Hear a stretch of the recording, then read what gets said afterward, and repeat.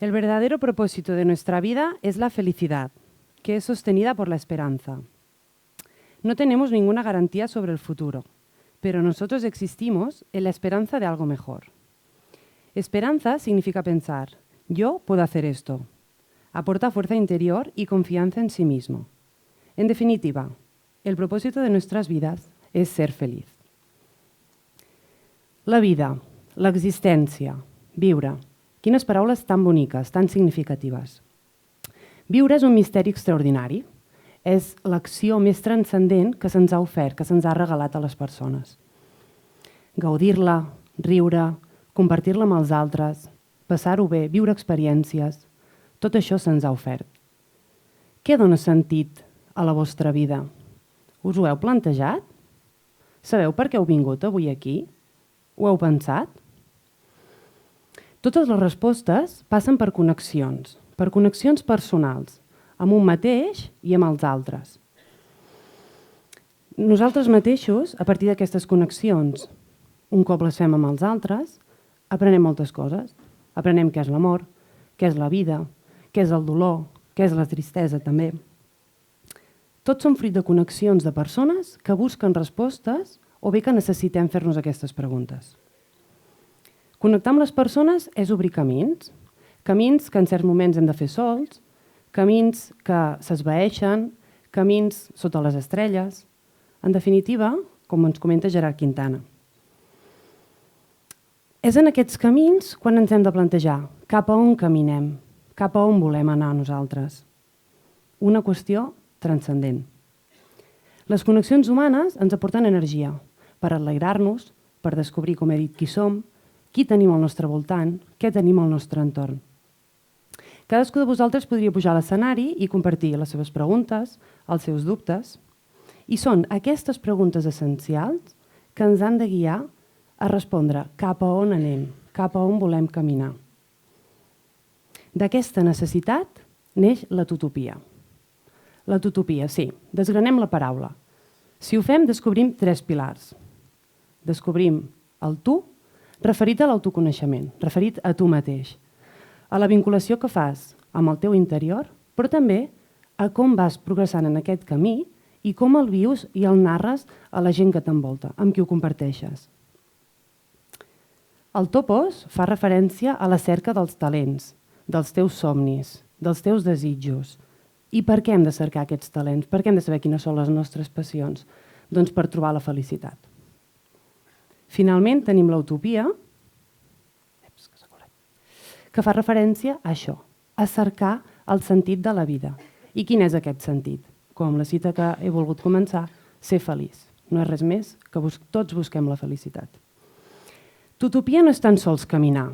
Jesús caminava, predicava, feia sentir la seva veu i ens encoratja encara ara a fer-ho a nosaltres. Sinó que tutopia és descobrir els propis talents, saber-los identificar al nostre interior, agrair els principis naturals que ens ha donat la Mare Terra, el Pare Cosmos, Mahoma, Yahvé, Jesús, etc. I sobretot fer créixer aquests talents i fer-los créixer per crear un món millor. Tu i utopia resumeixen el que us he comentat abans, aquestes preguntes essencials que ens han de donar respostes i que al llarg de la construcció del nostre camí hem de trobar respostes presencials. En aquest caminar cap a l'utopia, nosaltres com a Fundació Educativa ens hem fet moltes preguntes. Hem fet passos endavant, hem fet passos enrere i ens hem plantejat com podem ser una escola equitativa del segle XXI, com podem integrar tot l'alumnat que tenim, com podem també respectar les llibertats de les famílies i dels nostres alumnes. I tot això ens ha portat a donar-nos que teníem una necessitat. I aquesta necessitat era renovar el llenguatge referent a l'Evangeli, al fet religiós, a la interioritat i a l'espiritualitat. Al llarg de tot aquest procés que hem fet, ens hem adonat que ja tenim una veu, i aquesta veu és la tutopia. Per aquest motiu nosaltres ens definim com una escola tutòpica. Ser una escola tutòpica ens porta cap a una escola de sentit, on la pastoral esdevé pedagogia i la pedagogia també esdevé pastoral. La pedagogia de la tutopia es basa en les 3 R's de Xavier Meloni, que és el terme que ell utilitza per fer referència al terme de la religió. Un exemple concret que m'agradaria compartir amb vosaltres, en el qual es demostra aquesta pedagogia de la tutopia, és el que portem a terme a totes les escoles FEDAC, que són els grups CREC. Els grups CREC són uns grups de nens i nenes, nois i noies, que es troben amb la finalitat de crear lligams, de fer vincles, de conèixer l'altre, d'establir unes connexions amb el transcendent, amb l'entorn i adquirir un compromís. En el meu cas, quan vaig començar a l'escola FEDAC Pont Major a treballar, se'm va oferir la possibilitat de dinamitzar aquests grups. I realment, avui dia, puc dir que després d'aquests 4 o 5 anyets, he après, potser no, seguríssim, molt més jo que els nens, de veure això, realment la capacitat que tenen d'ajudar-se, d'estimar-se. Nens que a vegades no et pensaries que acabarien compartint ni taula junts, els vincles i lligams tan forts que estableixen entre ells. Nosaltres considerem que aquests grups CREC són com un vehicle, un recurs que oferim als nostres alumnes, a partir del qual ells es poden fer preguntes de sentit i intentar trobar les seves pròpies respostes, amb l'objectiu de crear aquest camí que parlem, el seu projecte de vida.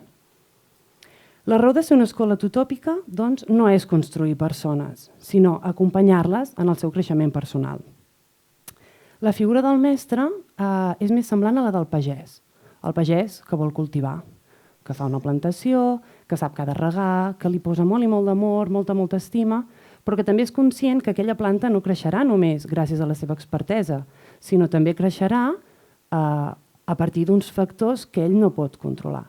Aquesta és la idea dels mestres de les escoles FEDAC. No hem de ser constructors de persones, sinó hem de ser com els pagesos, amb molt d'amor i molta cura i tenint present els altres factors i condicionants, a ajudar al creixement de l'alumnat. Nosaltres parlem de ser xerpes. I per què? Doncs perquè ser xerpa, torno a fer el símil amb el pagès, és una persona que acompanya, que ajuda, que en tot moment dona suport. I quina és la nostra tasca com a xerpes? Doncs oferir moments, espais, als alumnes, activitats, a partir dels quals ells puguin desenvolupar-se. Això implica que hem hagut de redissenyar el rol de l'educador. No ens podíem quedar, com han comentat els meus companys, amb el tipus de mestres que nosaltres hem tingut. Amb algun potser sí, Però, clar, no és una tasca senzilla. Oferir aquests espais, aquests moments, acompanyar l'alumnat, requereix molta implicació. I requereix persones que cultivin molt la seva interioritat i la seva espiritualitat i que visquin molt la seva feina. Persones, mestres, apassionats. A més, aquesta interioritat i espiritualitat l'han de saber transmetre a l'alumnat. Per aquest motiu fem moltes activitats amb ells, a partir de les quals poden posar-ho en pràctica. Mestres amb consciència plena, amb un gran poder de decisió, amb ganes de transformar el món cada dia. Res, una cosa així, és molt fàcil, molt senzill tot plegat. Així doncs, nosaltres optem per acompanyar que tots els que formem part de la comunitat educativa siguem capaços de crear aquests lligams i interpretar els diferents llenguatges amb l'objectiu que vaig repetint al llarg del discurs, de crear el propi camí, el nostre projecte de vida. En definitiva, és viure amb l'altre i per l'altre. Per aconseguir aquest repte és necessari desenvolupar el sisè sentit. I com ho hem de fer? Com he comentat, cultivant la interioritat i l'espiritualitat. Aquest sisè sentit ens faculta per preguntar-nos pel sentit de l'existència i prendre distància de la realitat per construir un projecte vital. I algú es preguntarà, i com ho fem això? Doncs molt senzill. Tenim uns OARs, que són unes accions atractores, com per exemple, coses que ja es porten a terme a la pràctica, que ja fem a les escoles FEDAC. Programem una matèria setmanal anomenada Tutopia, a partir de la qual estirem un currículum basat en les 3 Rs i la vinculem a diferents projectes escolars, interdisciplinars i transversals. Oferim també activitats per treballar la cultura del silenci. Hem creat un espai anomenat Emaús, un espai de reflexió, de meditació, de calma, de tranquil·litat, on poder anar i conèixer-te tu mateix. Poder tenir un espai on els alumnes, en qualsevol moment, puguin descansar, no descansar de dormir-se, sinó relaxar-se i fer aquest autoconeixement tan i tan important.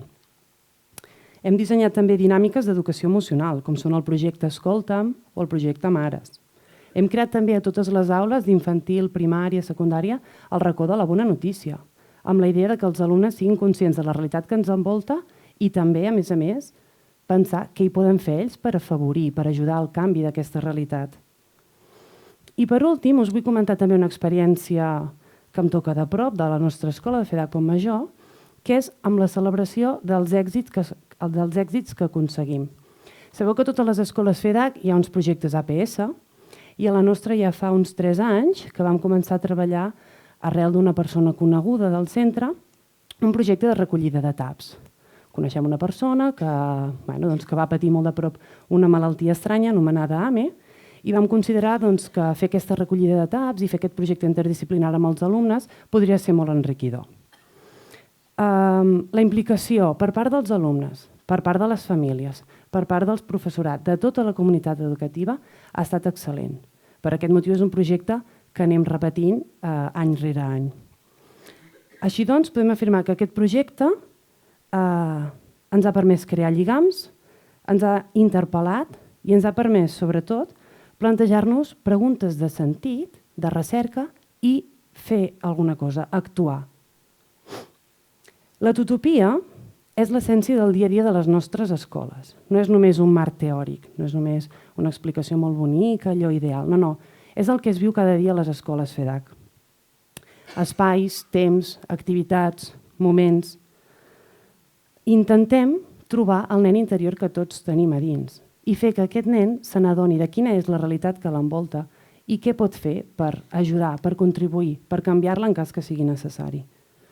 Hem de ser capaços d'adonar-nos que nosaltres i només nosaltres som agents actius, que hem de poder canviar el nostre món i que l'aportació que farem cada un de nosaltres només la farem nosaltres, permeteu-me la redundància, ningú més la podrà fer. És part d'un procés que com a fundació busca que cadascú pugui desenvolupar el seu projecte de vida, el seu camí, que el condueixi cap a la felicitat. Ai, s'ha passat. No passa res. I fer viu així d'aquesta manera el nostre llegat.